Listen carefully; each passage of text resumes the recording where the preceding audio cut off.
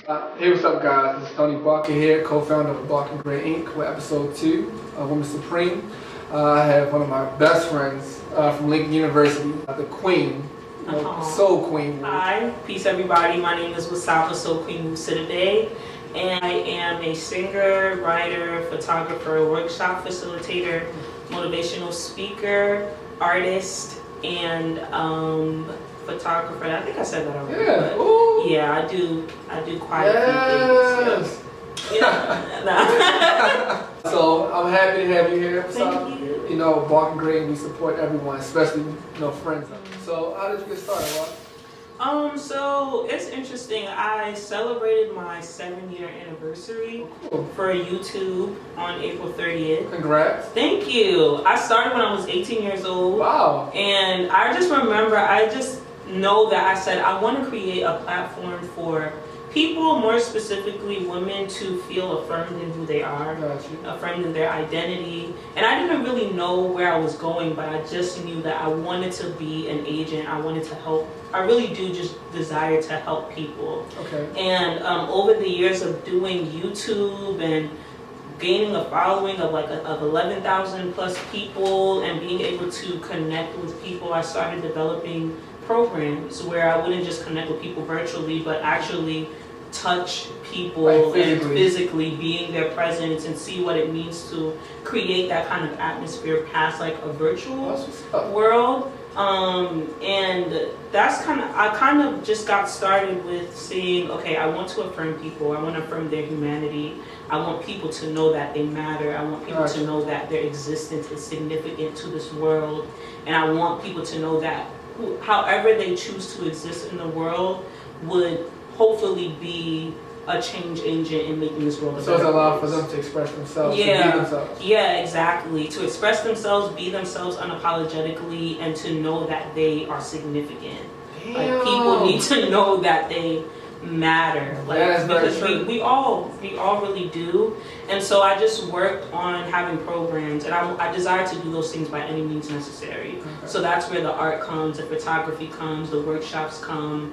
Check out our store, I'm telling you. Yeah, definitely. Check that out. It's dope. Yeah. I saw the art. Now, is that another way to help people, like to express yourself, but also give people a sense of understanding of who you are? Yeah, I think for me, the artwork, I got my bachelor's of arts in visual arts, and art for me has always just been cathartic. Like, it's just the way that I heal. And then I realized it's great to invite people into that experience that I'm having. I think when I create, I have one intention, and then I realize, which is to just be present in the moment, to honor what I'm feeling, to honor what I'm going through, to document history from an African American woman's lens, which I think is really important.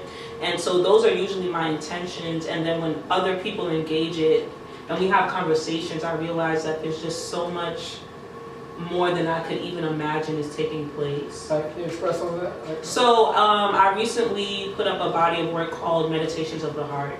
And they're inspired by a mystic and theologian named Howard Thurman. And basically what I did was I got into a point of prayer. I was dealing with a lot of questions that we have spoken before, a lot of questions regarding suffering, human suffering, social injustice, the affirmation of Black people, the Africanization of the Bible, looking for myself and my identity. And I would enter into these spaces where I would just want to document what I'm experiencing, and rather than writing down, I just prayed over pieces of art. And that kind of turned into a 16-piece collection. And so right now my show is showing at my school, Wesley Theological Seminary, and so many people would have so many conversations with me about the artwork. And there's so many things that would say to me, I was just like, I just would have never thought It's very, guys, please, besides the store, everything on our website, which is SoulQueen, www.SoulQueenWu.com. Of course, God gave she hit she's the queen, for real. Yeah, thank but you. check out the art, I'm telling you. I checked it out. Like, you have a piece with Colin Kaepernick, right? Yeah. That's deep. And then I think you have a piece which, like, it kind of touched me. Was it like a hand reaching for a foot? Yeah. Or was it yeah, that's the woman who wanted to touch the hem of Jesus' garment. Yeah. Yeah. And she's crying, or was it someone crying? Okay, so that's when Mary Magdalene washed Jesus' feet with her tears. It was two of them, right? Yeah, and then there's another one with the woman reaching to touch the hem of Jesus' Yeah, garment. no, that's the one, because at first I showed someone the picture and they thought it was like someone reaching for a handshake. It's like, this serious. I was eventually she got it, but no, that's really deep. Thank you. I mean, I think it's great when people kind of know or they don't, because people are always invited to go back and do their own research, and go back and talk about it amongst their friends, and you just never know what can happen from there. Like, I love that art gives me at least the opportunity to plant a seed. That's great. So, yeah. So what's it like, because I'm looking at it, that's a different form of art. I've never seen it before. Yeah. So like, is it yours, or like, is something you just gravitated to? What goes into the process of creating that art? So when I started it, I was in like, I do battle with depression and anxiety, and I try to find healthy ways to manage it. And I remember I was going through a season which was like really difficult for me, and I just images started popping up in my head, like colors, shapes. I think that's the only way that I could explain it. Like, the image came in my head, and usually when it comes to me creating anything, the image will stay in my head until I get it down on paper. Like, so there are some, like, I have a piece that I created that's an image of Emmett Till, and it was just like, that's one of my favorite pieces. But at the same time, I don't want something like that in my head all of the time. Like, it's just a difficult reality to reckon with. And so I just remember the image was there, and I was like, I just need to get this out of my system. And I created it, and the first part was it was an image of Jesus on the cross, but it was a black Jesus. And I looked at it, I really liked it, it was pretty cool. I was just doing it because I just needed a release. I didn't really have an intention of selling at first or anything like that. And then somebody said, oh, your work looks like stained glass. And I was like, what? I could never think that. And then I actually started to look at different stained glass images. And I was like, oh snap, like this really does look like stained glass. So is that like the type of like mosaic type of glass that do in church wall? Yep. It looks like that. It looks, I realized that. Wow, like that's crazy. So yeah, and it's not, I didn't create with that intention. It was just like, I would pray while I create. Like, I pray, and wherever like my prayers went, my hands went also. And that's kind of where like that design came from, really. So it wasn't my. It does. I think not think, but it really does. But I think that I think it's amazing how the two kind of correlated with That's one what I was another. thinking. Like, wow. Like, if you think about like the spiritual part of it, then the fact that you see it on church wall, church windows, it's like you say yourself. Your brain, like spiritually wise, you just started drawing it. So that's within itself is different, and the fact that this woman, she's expressing herself spiritually. Yeah. But no, like, people, I believe that you guys have to have the type of confidence and like a spiritual awareness. Let's say have something deep within you, like content, something pure.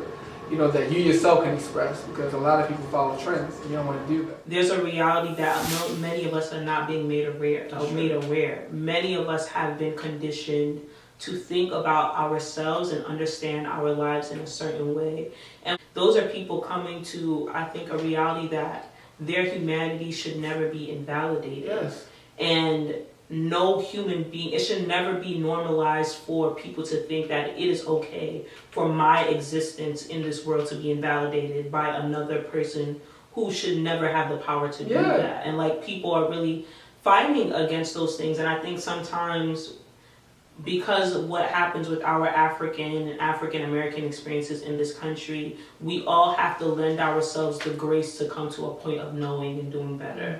Because I know for a fact there was a point that I just didn't know. And it would be wrong for me to just say, well, they don't know any better and they're not being smart enough. And I think some people just genuinely just don't know. because we say a lot of things about love and self-love and all of this stuff, but we just say it, and I don't think a lot of us have the tools of what it means to embody that. That's very true. And so this day, like, we really get down to the nitty gritty, right? Like, you will be surprised, like, you will be so surprised at the amount of hell so many people we see every day on our campuses have been through. Like, you don't, like, we don't even know the half. Like, and I think that's why I value people so much, because we really, most of us do not look like what we've been through. We really don't. And every single person we encounter is a walking miracle. Like, when just hearing the stories of the women on the campus, it's horrible. It's not horrible. I wouldn't necessarily call it horrible. Like, people have been through some really traumatic experiences, but I really do, it's just empowering. Like, for you to have come through so much and still believe that there is life in you, and there is something worth pursuing, and you don't have to be defined by your experiences. And a lot of what the program works towards is that, like, look at the bad, look at the ugly, look at the shame, look at the sadness, look at your experiences, and still walk away saying that I am enough and I'm worthy to be loved. And all of me is worthy of loving that, and that too, right? Because we compartmentalize the way that we love ourselves. There's like this experience here that makes me less loving, and the way this person treated me over there makes me less loving somehow. And it's just like, no, all of you, everything, it is all worth loving. There's no conditions to the love that I have for my own self, right? And it's just working towards certain that standard. And so, yeah. Is this the part of them? This is the same thing as unashamed? Like, is it connected with it? Yeah. You know, I recently posted a video just talking about the fact that I do battle with depression and anxiety, and I was ashamed for it for so long, and I thought that was a part of me that wasn't worth loving. And until I just opened myself up to receive the love that is always available to all of us in abundance all of the time, I was able to realize, like, this doesn't have to be a thing that I use as a hindrance in my life, but I can use it as a tool to bring light to my reality.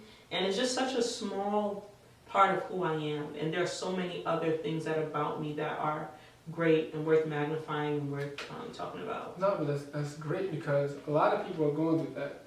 A lot of people are, like, the toughest people that you think are tough, you know, are going through anxiety, depression, mental instability, a lot of just pressure, period. And so you're being within a society like this, it's always pressure. You know, it may not be as direct as most people would like for it to be, but it's there. And I respect it, because I love exactly what you're doing. You know, you're helping a lot of women. So a woman like you can teach them. You know, even if it's directly, they'll get something out of it. A lot of women, period. Especially black women and women of color, they get a lot out of it. But me speaking from a man, I know that a lot of men go through that as well. You know, so do you have any ideas of what a man can do, or do you have any programs coming up for men, for ideas? Yeah, so we're hopefully working with Lincoln University to have a similar program, not necessarily call it Self-Love Day, because I don't know if men would be like, I don't know if the sound of it would be like a little bit... Which is true, but I mean, we all need it. But yeah, we're working on hopefully having something like that for men at Lincoln. But I know, like, you and I spoke about it more.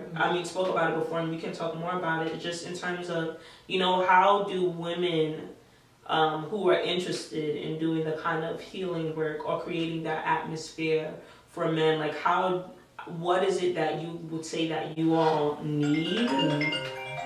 And listen, you asked a great question. Look at this phone.